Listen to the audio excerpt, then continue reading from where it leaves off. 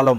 স্থানীয় প্রশাসন আরো সক্রিয়ভাবে যাতে যেই ঘটনাগুলো ঘটছে সেগুলো যাতে পরিস্থিতি মোকাবেলা করে সে বিষয়ে আজকের বৈঠকে কঠোর নির্দেশনা দেওয়া হয়। বৈঠকে সিদ্ধান্ত হয়েছে ঝটিকা মিছিল সহ বেআইনি সমাবেশের বিষয়ে মনিটরিং জোরদার করতে হবে।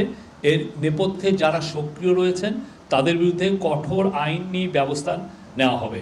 আসন্ন দুর্গাপূজায় সব ধরনের নিরাপত্তার জন্য খুব আগের থেকেই নেওয়া হয়, যাতে কোনো রকমের কোনো বিশৃঙ্খল পরিস্থিতি সৃষ্টি না হয়।